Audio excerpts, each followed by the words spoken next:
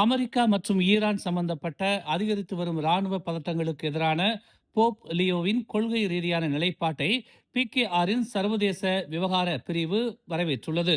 போர் முழக்கங்களுக்கு மத்தியில் நிதானத்தை கடைபிடிக்கவும் மனித உயிரின் புனிதத்தை காக்கவும் போப் விடுத்த அழைப்பை பிகேஆரின் சர்வதேச விவகார பிரிவின் தலைவர் டாக்டர் மஸ்லி மாலிக் பாராட்டியுள்ளார். கத்தோலிக்க திருச்சபையின் தலைவருக்கு எதிராக அமெரிக்க அதிபர் டொனால்டு டிரம்ப் வெளியிட்ட பதிலடியை தாங்கள் அவமதிப்பாகவே கருதுவதாக மஸ்லி கூறினார். இது ராஜதந்திர ஒழுக்கக்கேட்டின் உச்சக்கட்டம் என்று அவர் ஒரு அறிக்கையில் தெரிவித்தார். திருச்சபை தனது கருத்துக்களை தனது அரசியல் நிகழ்ச்சி நிரலுக்குள் மட்டுப்படுத்த வேண்டும் என்ற டிரம்பின் கோரிக்கை மத சுதந்திரம் மற்றும் தார்மீக சுதந்திரத்தின் மீதான ஒரு தாக்குதல் என்றும் அவர் சுட்டிக்காட்டினார்.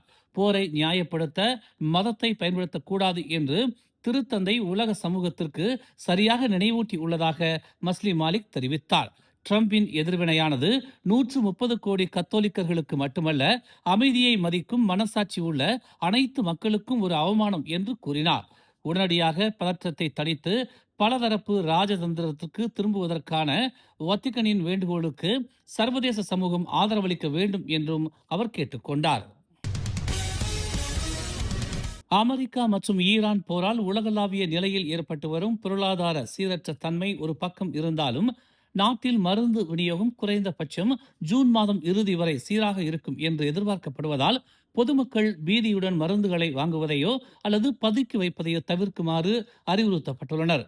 தடையற்ற விநியோகத்தை உறுதி செய்வதற்காக அரசு சுகாதார நிலையங்களில் உள்ள மருந்து இருப்புகள் தொடர்ந்து கண்காணிக்கப்படுவதாக சுகாதார அமைச்சின் மருந்தியல் நடைமுறை மற்றும் மேம்பாட்டு பிரிவின் மூத்த முதன்மை உதவி இயக்குனர் முகமது ஜின் தெரிவித்துள்ளார்.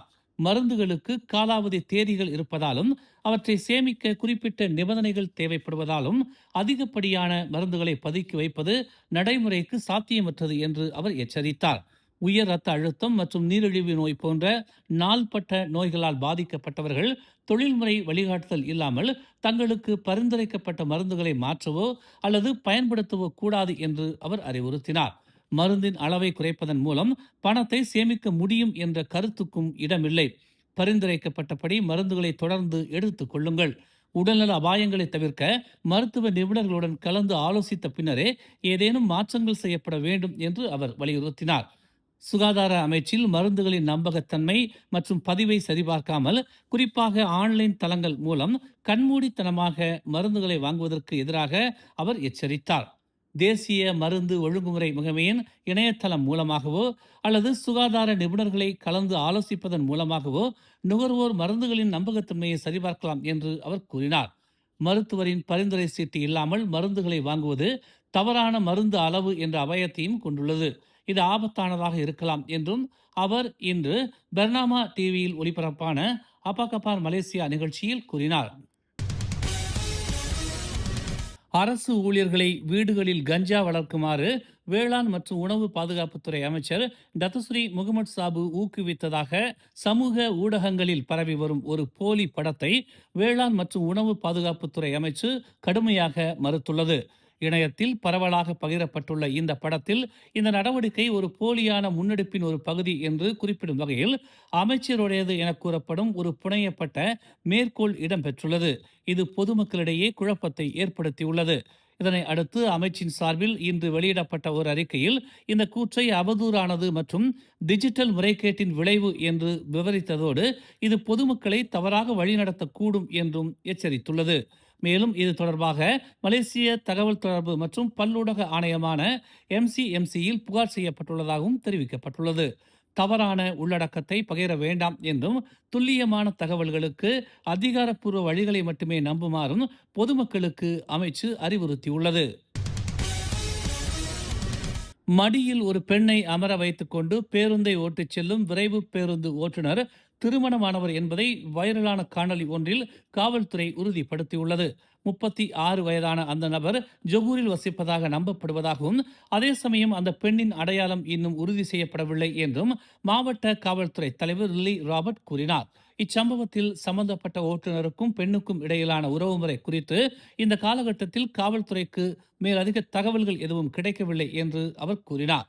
பயணிகளை ஏற்றிச் செல்லும் ஒரு பொது போக்குவரத்து வாகனம் இதில் சம்பந்தப்பட்டிருப்பதால் காவல்துறை இந்த விஷயத்தை மிக தீவிரமாக கருதுவதாக அவர் குறிப்பிட்டார்.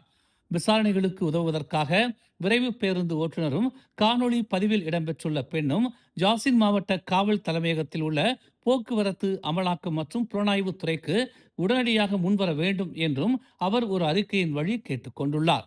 முன்னதாக ஒரு பெண்ணை தன் மடியில் அமர வைத்துக் கொண்டு பேருந்து ஓட்டியதாக பதிவு செய்யப்பட்ட ஓட்டுநரை காவல்துறை தேடி வருவதாகவும் அந்த காணொளி நேற்று முதல் சமூக ஊடகங்களில் வைரலாகி பரவி வருவதாகவும் ஊடகங்கள் செய்தி வெளியிட்டிருந்தன. இச்சம்பவம் குறித்த தகவல் தெரிந்தவர்கள் அருகில் உள்ள காவல் நிலையத்தில் தெரிவிக்குமாறு கேட்டுக்கொள்ளப்படுகிறார்கள். கப்போங்கில் உள்ள ஒரு பொழுதுபோக்கு மையத்திற்கு வெளியே நடந்த கலவரத்தில் ஈடுபட்டதாக சந்தேகிக்கப்படும் 13 பேரை காவல்துறை கைது செய்துள்ளது. ஏப்ரல் 12ஆம் தேதி சண்டை குறித்து கிடைத்த தகவலின் அடிப்படையில் 18 முதல் 45 வயதுக்குட்பட்ட சந்தேக நபர்கள் தடுத்து வைக்கப்பட்டதாக செந்தூல் மாவட்ட காவல்துறை தலைவர் பஸ்ரி சகோனி தெரிவித்தார். கைது செய்யப்பட்ட அனைவரும் கைப்பற்றப்பட்ட பொருட்களுடன் செந்தூல் காவல் தலைமையகத்திற்கு அழைத்து வரப்பட்டதாக அவர் ஒரு அறிக்கையில் கூறினார். ஏப்ரல் 16ஆம் தேதி வரை நீதிமன்ற காவல் உத்தரவு பிறப்பிக்கப்பட்டதாகவும் விசாரணை ஆவணங்கள் மேலதிக நடவடிக்கைக்காக துணை அரசு வழக்கறிஞர் அலுவலகத்திற்கு அனுப்பப்பட்டுள்ளதாகவும் அவர் கூறினார். போதையில் இருந்த ஒரு வாடிக்கையாளரால் இந்த சண்டை தூண்டப்பட்டதாக விசாரணையில் தெரிய வந்துள்ளது என்று அவர் தெரிவித்தார். கடந்த வெள்ளிக்கிழமை பெனாம்பாங்கில் மானிய விலையில் வழங்கப்படும் டீசலை முறைகேடாக பயன்படுத்தும் முயற்சியை உள்நாட்டு வர்த்தகம் மற்றும் வாழ்க்கை செலவின அமைச்சின் சபா கிளை முறியடித்து 12,897 ரிங்கிட் மதிப்புள்ள டீசலை பறிமுதல் செய்துள்ளது. அனுமதிக்கப்பட்ட அளவை விட அதிகமாக டீசல் நிரப்பியதாக கூறப்படும் 30 வயது மதிக்கத்தக்க ஒருவரை அதிகாரிகள் கைது செய்ததாக அதன் இயக்குநர் ஷாரில் நிசாம் ஜஹிடின் தெரிவித்தார். கொத்தக்கினபாலுவை சுற்றியுள்ள பல பெட்ரோல் நிலையங்களில் சந்தேகத்திற்கு இடமான நடவடிக்கைகள் குறித்து தொடர்ந்து கண்காணித்து உளவு தகவல்களை சேகரித்ததன் விளைவாகவே இந்த கைது நடவடிக்கையும் பறிமுதலும் மேற்கொள்ளப்பட்டதாக அவர் கூறினார். சந்தேக நபர் 4 சக்கர வாகனத்தை பயன்படுத்தி ஒரு பெட்ரோல் நிலையத்தில் சந்தேகத்திற்கு இடமான முறையில் செயல்பட்டுக் கொண்டிருக்கும் போது கண்டுபிடிக்கப்பட்டார்.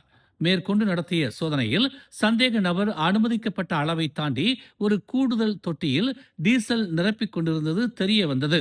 கைப்பற்றப்பட்ட பொருட்களில் அந்த வாகனம் 250 லிட்டர் டீசல் கொண்ட 1000 லிட்டர் கொள்ளளவு உள்ள தொட்டி, ஒரு மின்சார பம்ப் மற்றும் ரப்பர் குழாய்கள் ஆகியவை அடங்கும்.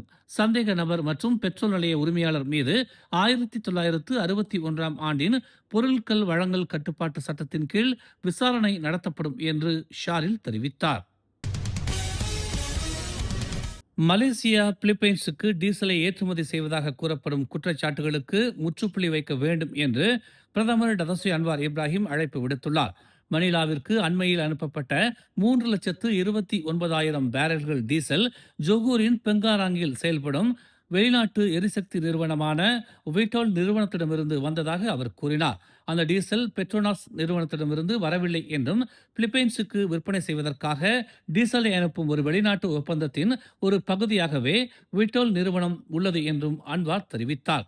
மலேசியாவிலிருந்து பிலிப்பைன்ஸுக்கு சுமார் 3,29,000 பேரல்கள், அதாவது 52 மில்லியன் லிட்டர் டீசல் அனுப்பப்பட்டதாக பிலிப்பைன்ஸ் செய்தி நிறுவனம் முன்னதாக செய்தி வெளியிட்டிருந்தது குறிப்பிடத்தக்கது. மேலும் செய்திகளை தெரிந்து கொள்ள தமிழ் மலர் இணையதளம், தமிழ் மலர் செயலி மற்றும் மலர் டிவி யூடியூப் சேனலை வலம் வாருங்கள். எங்களோடு இணைந்திருக்க மலர் டிவியை பதிவு செய்து கொள்ளுங்கள். உறவுகள் மகிழ்ந்திட விருப்பம் மற்றும் பகிர்வு சேவையை சொடுக்கிடுங்கள்.